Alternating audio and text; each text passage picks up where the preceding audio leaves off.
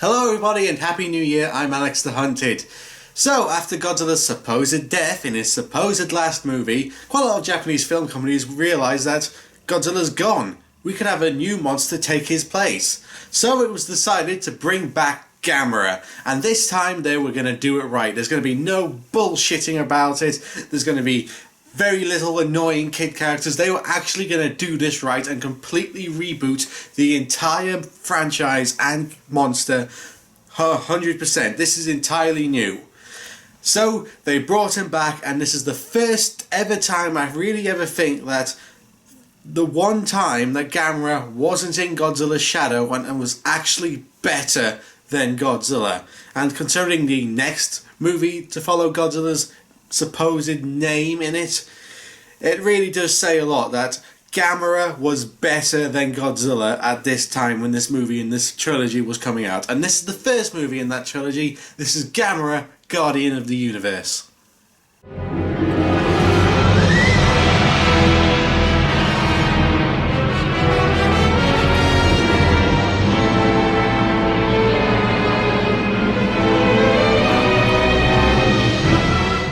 So our movie begins with a cargo ship sailing across the sea, with their captain unable to sleep because he thinks something is going to go wrong. And not a minute after saying that, something goes wrong, as one of the escort ships manages to run aground in the middle of a 3,000 metre deep ocean. As they look at the one rock in the middle of the whole ocean they manage to hit, the rock starts moving and gets away. Into our opening titles, where we see a lot of headlines that are not subtitles, so I have no idea what they say, so I'm just going to make some up.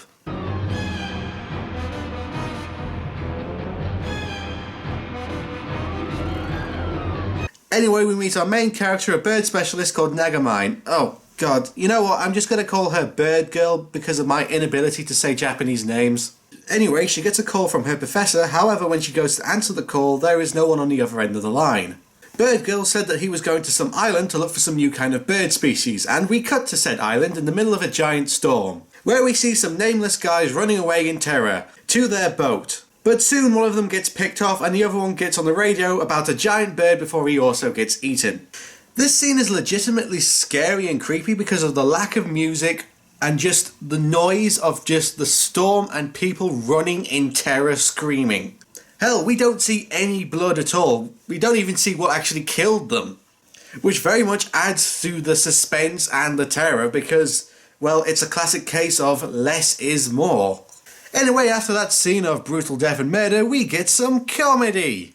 As a guy who is trying to get a job from a business guy, again not saying their names because I just can't pronounce Japanese names, is getting things together so he can cook at his boss's house, so he can impress him and get a job. It's ass kissing at its most obvious, and I have no idea if this is an actual thing that happens in Japan, so I'm just gonna say it does. Literally, this man runs into the business guy's daughter and self-invites himself over to their house so he can cook for them. And they act like this is totally normal. Again, really must be a Japanese thing. Anyway, he does give him a job, but he's not paying him. And he's also sending him out to the middle of the Pacific Ocean, I'm guessing just to get as far away from this guy as possible. Anyway, we cut to a boat which is heading towards Christmas Island. There's a joke in there somewhere, but I just can't think of one. Anyway, they're heading out to try and find the giant thing that the cargo boats hit earlier. Back with Bird Girl, the police call her in because they need her help because the island her professor was on, all the people on the island have just disappeared, and the last radio call they got was about a giant bird attacking. And this time it wasn't as big as a battleship. They head to the island where they see the place is being trashed by something, and then they find, for lack of a better term, a giant bird shit. That is one big pile of shit. And figures out that the bird shit is actually the professor. And while that's going on, the boat finds the giant rock that the ship ran aground in earlier. Guys, are you sure you haven't just found one of Gamera's, leavings? We cut back to Bird Girl and her team as they go deeper into the forest, with the others saying that they should go back to the boat and come back tomorrow because it'll be dark soon and they just basically don't want to be eaten by the same thing that's apparently eaten all these other people. But she insists that she just wants a peek, and soon she gets a peek because as soon as she says that, a massive flying creature flies over her head. They give chase in the helicopter, however the bird has flown off to another island where we meet a dog, and the bird dives towards it.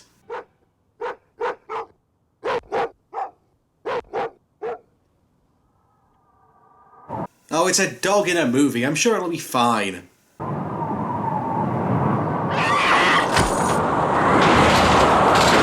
Or not. Anyway, as a woman comes out to see what the noise was, she almost gets eaten by the bird, which turns out to be Gaios. This monster is basically the Gamera version of King Ghidorah, and is considered Gamera's arch nemesis. Really, the only reason is Gaios is the only Gamera monster, apart from Gamera, to appear in more than one movie, and in more than just stock footage. Anyway, it turns out that there are 3 Gaioses, and they head back to the island to figure out what to do next. They meet up with the Environment Secretary of the Japanese government, who says that because it's an endangered species, they want to capture it, even though it has killed and eaten more than 20 people at this time.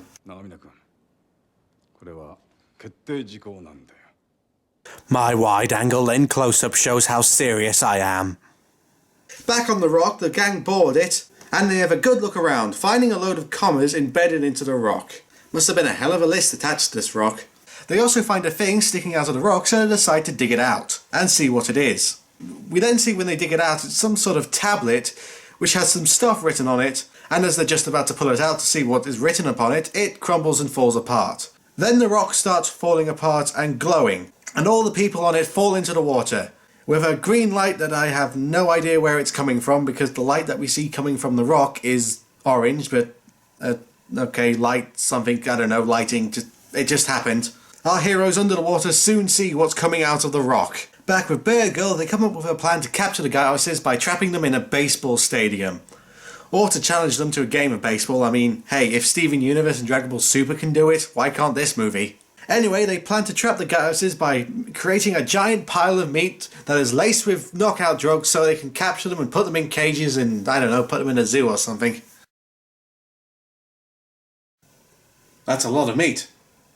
Anyway, as they all get set up, the guy from the boat runs to tell them about what he saw in the rock, saying that a giant monster is coming their way. However, the government doesn't care about that because they've got a giant bird to capture and protect. If Gamera wants to destroy Japan, he's going to have to go to the waiting room and wait his turn. There are other monsters who want to do this, you know. Anyway, as the Gaioses come to eat all the meat, the army accidentally pull the trigger a bit too quickly and the Gaioses make their escape, one of them flying out of the stadium while the others get knocked out. One of them gets their shit tranked out of it. However, the other Gaius looks like it's going to escape. But not for long, as something gets in its way.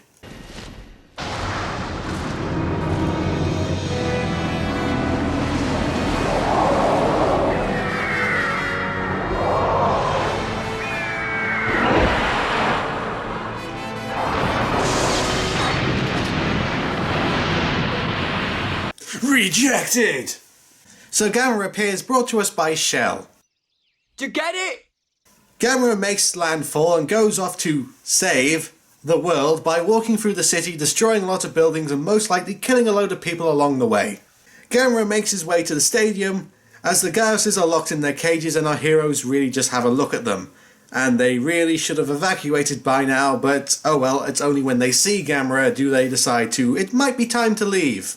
But it does mean they get a good look at Gamera just as the Gaioses wake up and use their light beams to break out and escape, as Gamera is busy destroying the stadium, and leaves it in a questionable state. But Gamera does know how to leave in style as he shoots out his jets from his knees.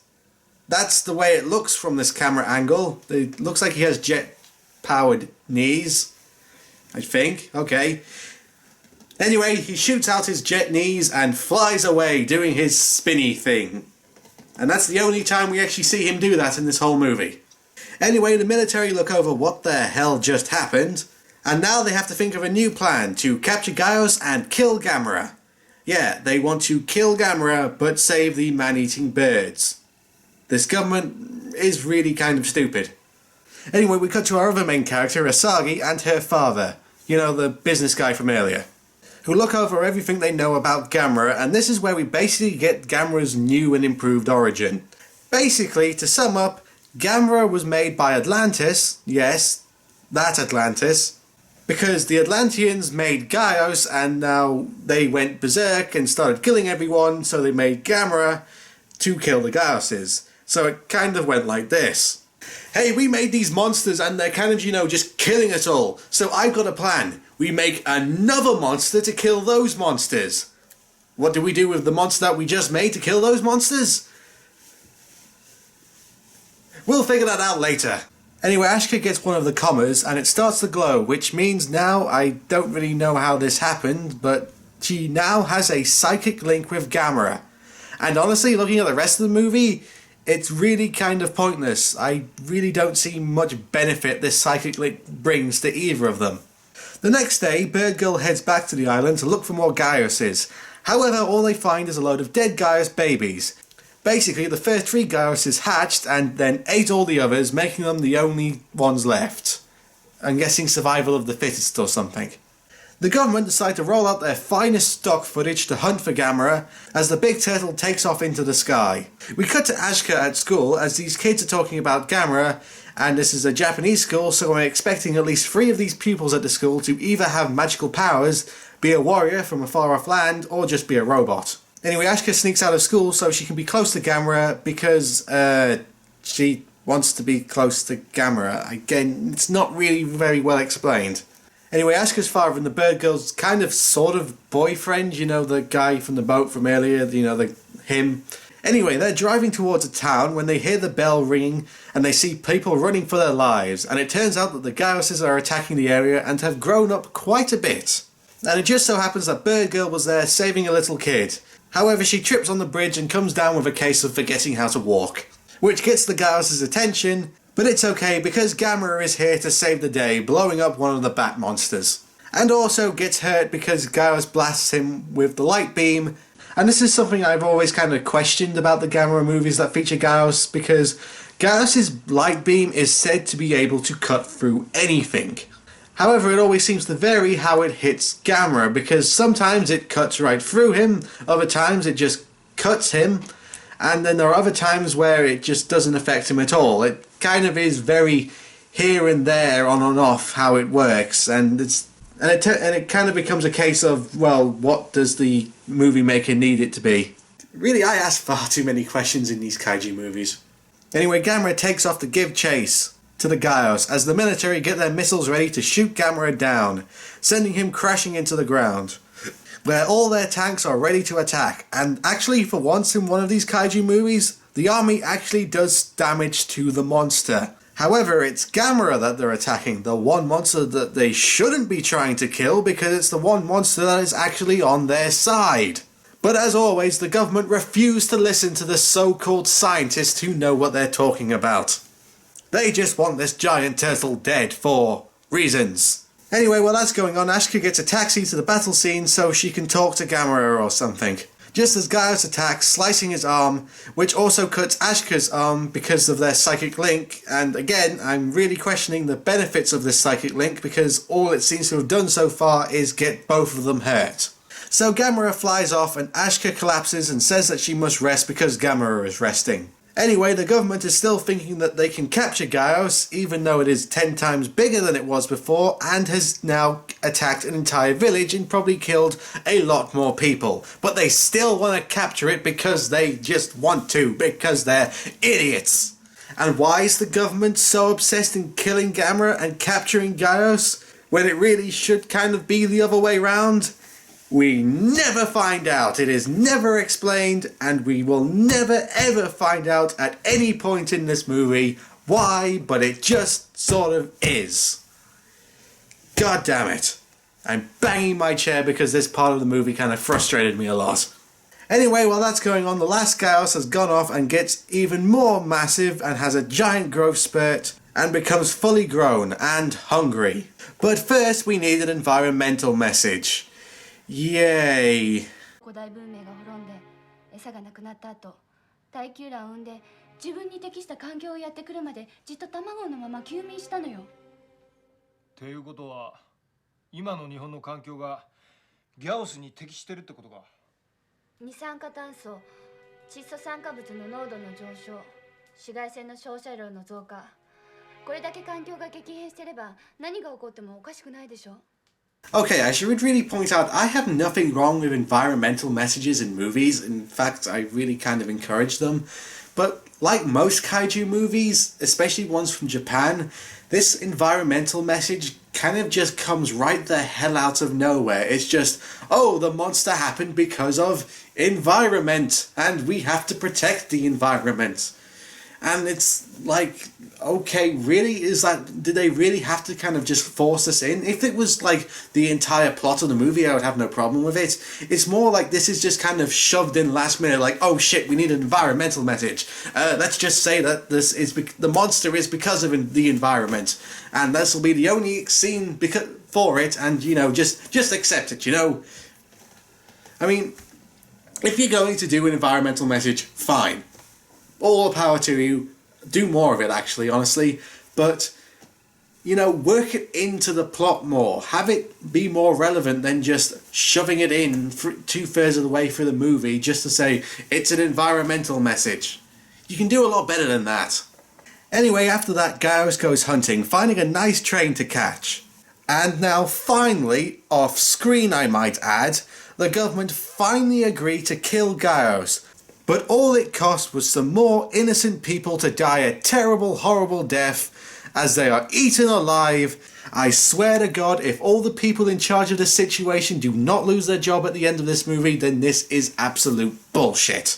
Their plan to kill Gaius is to attack it during the day because it's a bat, so it likes to sleep during the day, so they have the element of surprise or something like that, as it basically just sleeps in the middle of the city. They launch a barrage of missiles at the Gaius, thinking that it will kill it because it had pretty good effect on Gamera. However, it doesn't seem to damage the Gaius at all, and it just flies off, so the military fire another barrage of missiles. And guess what they hit? 東京タワーが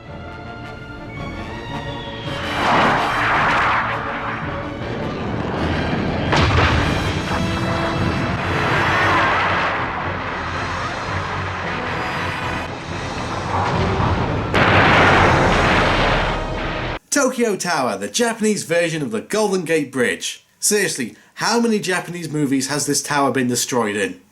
Anyway, with that plan of failure, the Gaius uses the wreckage of the tower to make a nest, to make more Gaiuses, so the military basically just kind of give up. Also, we have a news report about the disaster, and we get a nice little detail which I haven't really seen in any kaiju movie yet, is that because of the kaiju attack, the Japanese currency is currently crashing in the stock market, which I think is a very nice little detail because I do think that would actually happen if kaijus were real.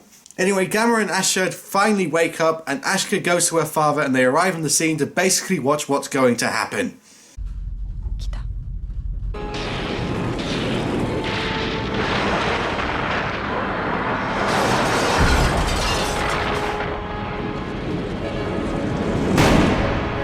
Son of a motherfucker!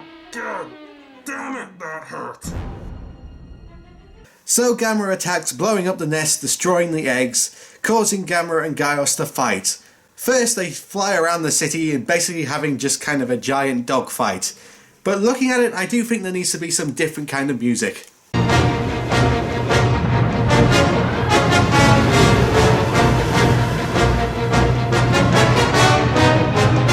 Stay on target, stay on target. So while I think this fight has plenty of variety with dogfights and land fights, I will say when the two monsters actually start ground fighting, it's not that good. I mean, it's very, very slow. And some of the camera angles just don't look right. And well, the monsters are very clumsy.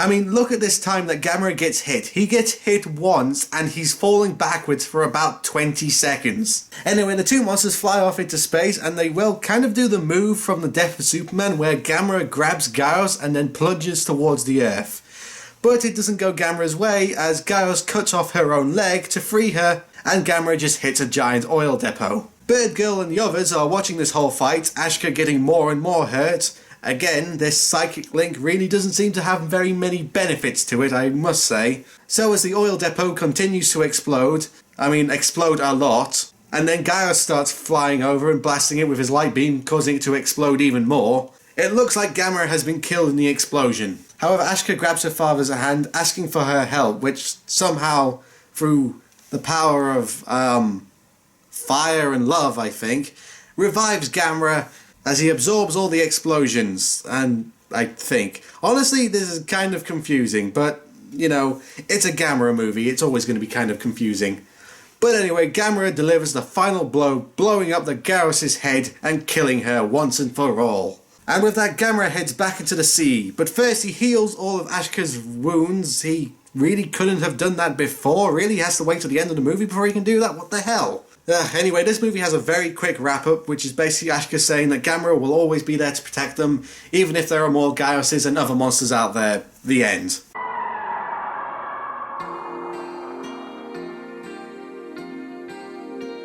And that was Gamera, Guardian of the Universe. Honestly, it's pretty good. I mean, yes, some of the mystical stuff I have been making fun of, and it kind of does go unexplained at times. And some of the acting isn't that great. I mean, some of Asuka's line delivery is very flat at times. But apart from that, this is a really good kaiju movie. I mean, all the monster stuff is pretty damn good. The kaiju suits are very impressive. And, well, this is the first, I think, kaiju movie to have a female stunt woman in a kaiju suit. The woman who was inside Gyos the whole time. I mean, that's pretty great. And, well, everything is pretty well. The story is very original for a kaiju movie. I really like the updates to Gamera's origin. I like the updates to Gyos and everything. I think this is a great start, and it's not without fault, I will admit. But really, this is a great movie, and it's one of the best kaiju movies in the 90s especially. The kaiju trilogy, I mean the Gamera trilogy, really is one of the best trilogies, especially one of the best kaiju trilogies out there. I really would recommend you watch all of it, and this is a very good start, and to be honest, I would highly recommend it. It's a very good kaiju movie. There's never a dull moment. That's the best thing about it. It is superbly paced. There is never a dull moment. The monster stuff basically begins right from the start and really gets going about 10 minutes in. And every single scene feels like it's needed into this movie. There are some scenes that I would like additions, like more of the government, realizing their mistakes, but we never really see that. But apart from that, it's a very well-paced movie, and I would highly recommend it to all kaiju fans, and, well, especially Gamera fans, but you probably already know that by now. And with that out of the way, let's head back to the wheel, and I will see you guys next time when I review...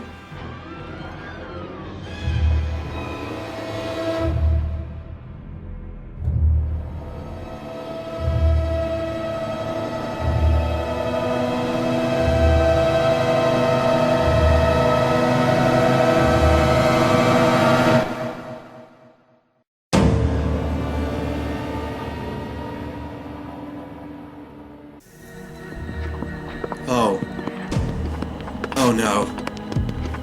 It's time. The one Godzilla movie that nobody likes. The one Godzilla movie which has the worst monsters in it. The one Godzilla movie that is just nothing but stock footage. The worst Godzilla movie ever made.